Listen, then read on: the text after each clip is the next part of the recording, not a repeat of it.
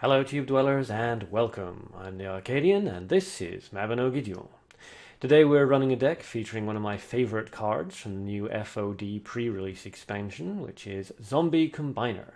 It's been showing up a lot in the top 10 recently and with good reason, so let's find out why. As always, if you'd like to copy the deck into your game, just copy down the digits up in the top right into your binder and away you go.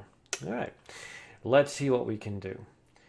We will be taking the deck into 1v1 fights as always because the PvP arena takes too long, and once you reach the platinum level you should really be prediction counterpicking.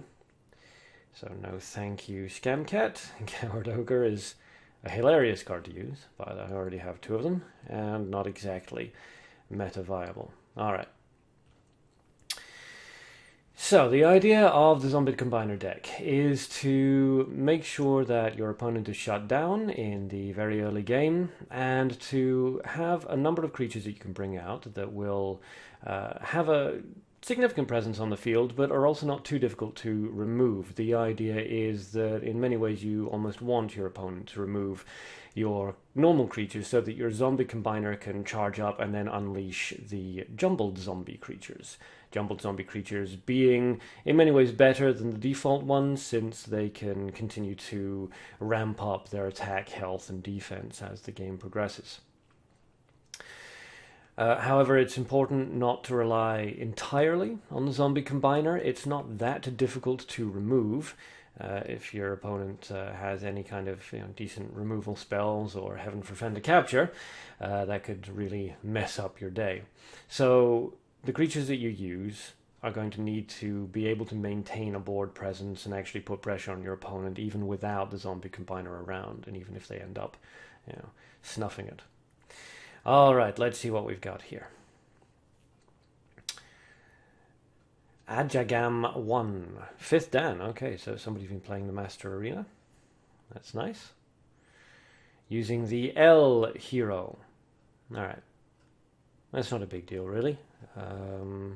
Could conceivably cause us some problems if we get a little bit too crazy with sacrificing our own creatures in order to bring out the zombies using the Zombie Combiner, but should be alright.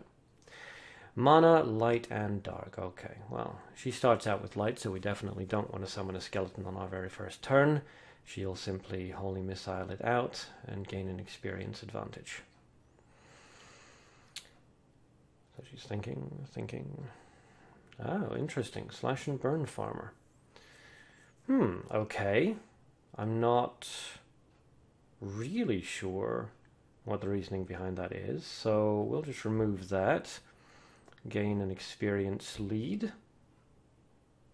Okay. The imp. Yep, no problems there. We will drop... let's drop our penguin. She can't remove it. And yes, I realize that an imp or a black spirit would be much better than a penguin, but come on. I mean, just look at that face. How could you not choose the penguin? Alright, I think we'll probably just let... Actually, no, we won't. I don't really want this Slash and Burn Farmer to cause us problems, so we're going to play that rather than leveling up. So she can either put board pressure on, or she can level up herself. She's in a fairly good position. She chose to level up. That's absolutely fine. We'll level up as well.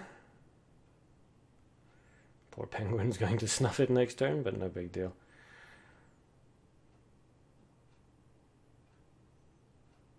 Ghost Stalker. Alright, so she's big on the resource generation. So far, 2 cards devoted to bringing darkness out onto the field. I'm intrigued. Let's play the Zombie Combiner.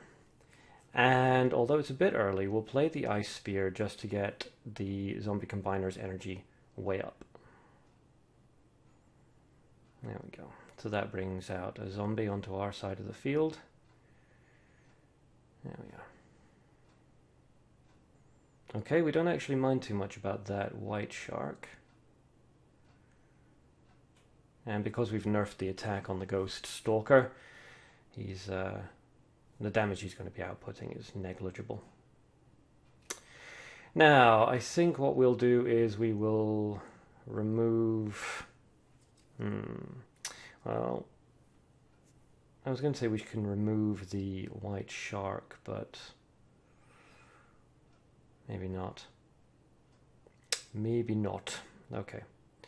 We will do something else instead. Let's try this. Okay. Not sure that's going to do what I wanted to do, but let's find out. Alright, so white shark gets some damage off, but nothing crucial. Now, what does she want to do? The growth vine is a threat to her, and she does need to address that. But she's chosen not to. Interesting choice. Okay. Okay. Right. Well, the white sharks... Yeah, okay. We can actually use the white shark's ability to our advantage. It's going to kill the jumbled zombie and the skeleton, but that's going to be after we've summoned a new zombie, so the new zombie should get a nice little charge off that. We'll use the growth vine by charging it up to remove the ghost stalker, and then provided she doesn't place any creature in front of the ghost vine, we can hunt the white shark next turn, which we may end up doing anyway. I was kind of hoping we'd get more mana. If I was being honest, I really would like to bring out that Phantom of the Wolf. Oh well. At the moment, we're really just circling each other, trying to figure out each other's strategies and all the rest of it. Oh no, I forgot it comes out with 3 HP. Oh well, that's fine. Doesn't matter. The zombie combiner is going to get really charged up off this, so there shouldn't be any difficulty now. Okay. Symbol of Perfect Victory. Card you don't see very often, but I do like it. Just for the artwork, really. Sealing our grave. Okay. We don't actually care about that, because at this point we don't want to bring any more of our creatures out from the grave. Damage just a little bit, but not too much, since she only, I think, brought 1 creature out, was it? So we don't need to concern ourselves too much with that. We'll hunt the white shark, and we'll charge up another couple times just to put even more pressure on with this growth vine of ours. All the while, of course, keeping our Arrow of Revenge in the background. Good. If she doesn't answer the growth vine and the doesn't answer the growth vine and the zombie this turn, then we win, because we can just put down a Phantom of the Wolf and then Arrow of Revenge. Arrow of Revenge kill anyway? No, I didn't think it would. But the Arrow of Revenge plus the Phantomed zombie combiner would definitely win. Alright. That's fine, except the zombie combiner wins anyway, so... I guess she was just a last defiant stand. I can respect that. And we'll deal the finishing blow with our zombie, our jumbled zombie. And she waits until the very last charge and then concedes. Okay. That's fine. Alright, spin, spin, spin. What do we get? Oh, 1,000 gold. Very nice. Okay, so that was pretty successful, I think. Let's try the next fight and see if we can do just as well. Alright. If this ever loads in, there we go. Alright, 1 versus 1 duel mode. And away we go. Okay. So a bit of an interesting fight, that last one. Our opponent using some interesting cards that you just tend not to see. Symbol of Perfect Victory and the Slash and Burn Farmer. Ghost Stalker you do see sometimes, but he's not too common. So, yeah, it was quite interesting having to adjust tactics for a non-meta deck. And despite the fact that I call it non-meta, sometimes that can be the way to go. I mean, if everybody is using the same kind of cards or the same counters to the cards that everybody else is using, creating a deck that has cards that nobody expects to see, and therefore nobody has built their decks around dealing with, can actually be incredibly effective. Just unfortunate for our opponent in that last match that it didn't really work out in her favor. Nevertheless, don't be afraid to try out new stuff, experiment. Just go crazy with it, really. You never know. Taking us a long time to find fights today. There we go. All I had to do was complain a little. There you go, children. Your lesson for today: when things aren't going your way, just whine about it until they adjust. Okay, we're going up against Sarah. Sarah used to be my favorite hero, but since the recent patch, she's kind of fallen down in the ranks a bit. Alright, let's see. So, mana, light, and darkness. Once again, she starts out... well, she has light, and obviously she's starting out with light. So we can't play our skeleton. We don't want to give that advantage. That's fine. She charged. No problem. We'll drop a penguin. I was thinking about dropping the ambush vine, but we'll drop a penguin, and then if she answers it, it's fine. And if she doesn't, we'll drop an ambush vine on our next turn. She's thinking about it. Nobody expects the penguin. Alright, we'll drop an ambush vine just in case. And penguin will hit and get us up to being able to level up, which is fantastic. And she's got a decent amount of resources, though, so she... well, I was going to say she could do something, but apparently she just wants to keep charging up, which is fine. Obviously, she's building up for level 2. So the question is why? Build barrier. Okay, well, given that she has build barrier and she has mana, I'm going to assume that she's running a variation on the Mutant Pillion deck. She's basically going to wait until we remove one of the barriers, and then she's going to bring out a Phantom of the Wolf to power them up a bit. So, what do we want to do about that? Many things. But we'll start out with the zombie combiner, because by doing that, she's kind of hurt herself to a certain extent. She can't place any creatures now to attack us, and we're not really in any threat, so we can just continue to charge up our resources and flood the field with our zombies. And then when I feel the time is right, we'll unleash the Ice Spear, which should hopefully shut down the boost from the Phantom of the Wolf. I don't know why I keep forgetting his name. Phantom of the Wolf. Also, she didn't level up, so she's stuck at level 1. She's still not leveling up. But she's discarded blue, which implies that she has laid a counter spell for us. So what I think we'll do is we'll lure out the counter spell with an Arrow of Revenge. It's not a counterspell. She just discarded blue for some reason. Okay. Not really sure what our tactics are here, so we're going to continue to play it defensively. I don't want to have to deal with this. Well, I don't want to have to deal with any big surprises without having a lot of resources in my field. Now, what I can do is I can play Phantom of the Wolf to charge up my guys, and then I can play Heavy Offering to murder all the barriers, potentially. I've never actually tried that. I've never had a situation where we've had all these creatures. Oh, it's free summon. Okay, well, it doesn't matter. It doesn't affect us. All I wanted was the to take our spaces down to 1. So let's see if this actually works. This will be an interesting experiment for me. Alright, no, it doesn't. Okay, so it just targets the one that you lay it over. I was always a bit confused about that because it was, which is fine. The zombie gets the whole. I was always a bit confused about that because there's no targeting cursor when you drag the Heavy Offering over a creature, like there is with Magic Missile or Holy Missile. Alright, unfortunately, that means that we've just opened up a gap for her to play her Mana Wolf. But our Ice Spear is ready to go next turn, so we're not too worried about it. Mana Wolf can only boost it by 2. Yeah, 2.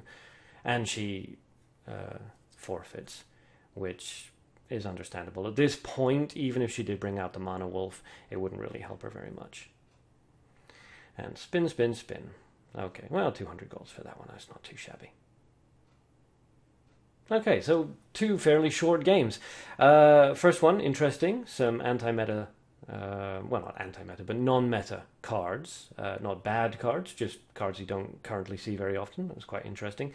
And then in the second one, looked like a ramp towards mana Phantom of the Wolf, but maybe not. Maybe not. Still, you will occasionally come up against decks like that. Decks that flood the field with a Trap in the Castle or a Barrier, and then try to boost it using Bloody Aurora or mana or nature, even Phantom of the Wolf, I should say, because there is a mutant variant of that.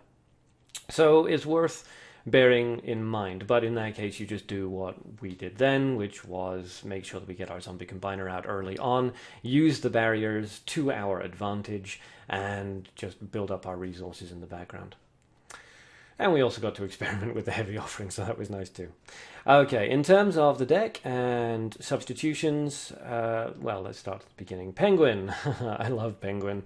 Penguin is an adorable penguin. But if you're being serious about it, you probably should run something like Imp or Black Spirit. Magic Missile, it's a 1-cost removal spell. If you're running mana, have a Magic Missile in there. You could use a mutant blue Holy Missile if you wanted to. That could be very effective, especially right now with so many people running Zombie Combiner, as well as testing out the new vampires like Vera.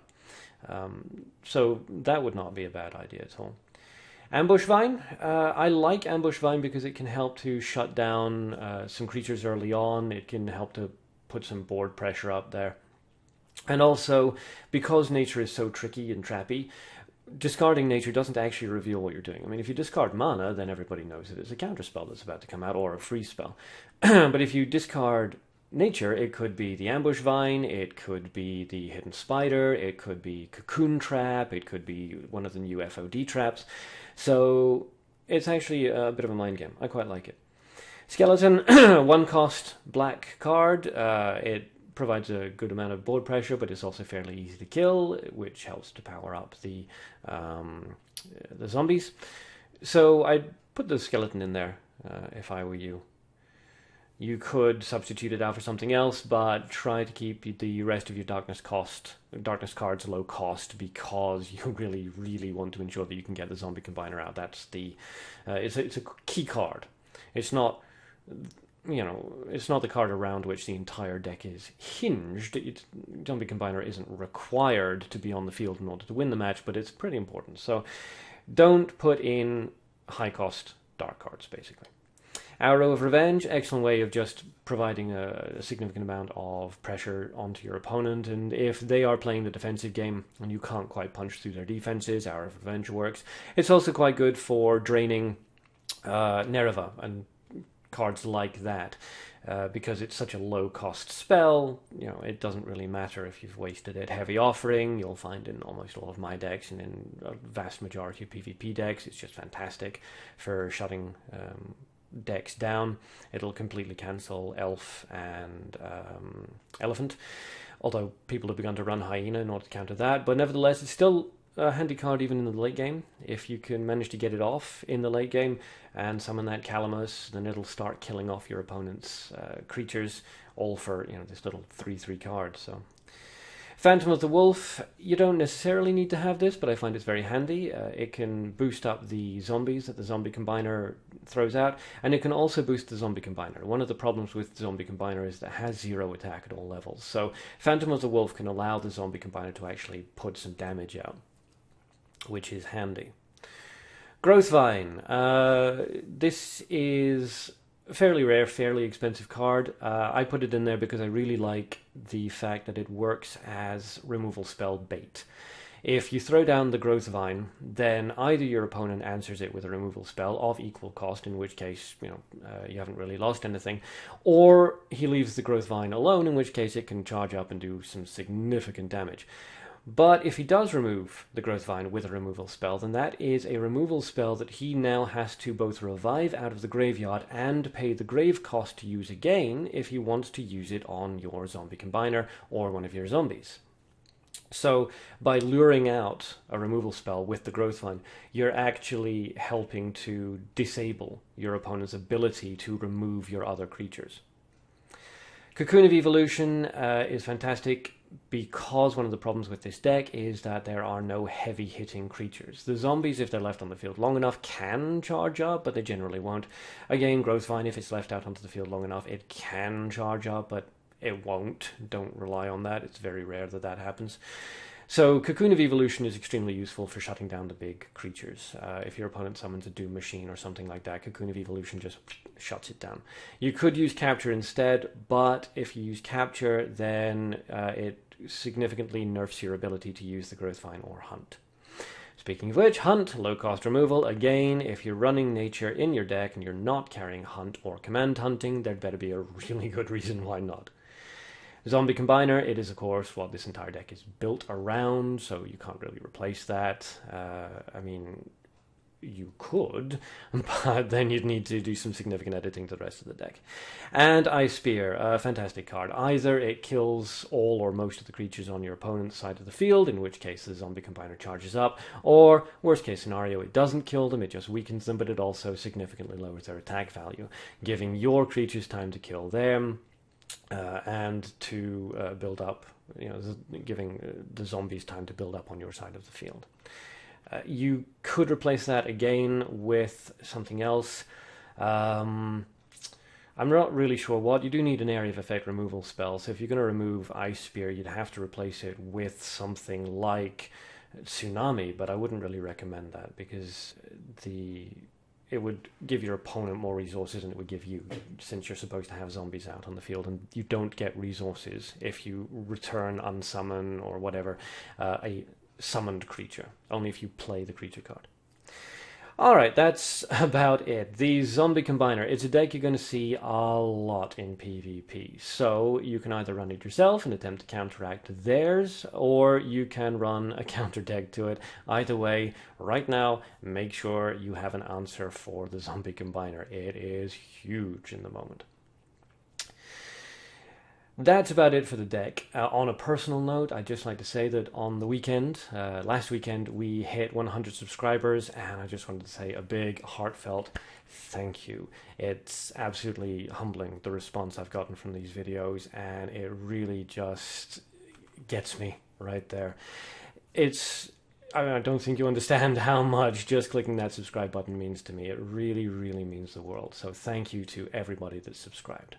And to everybody that hasn't subscribed, why not?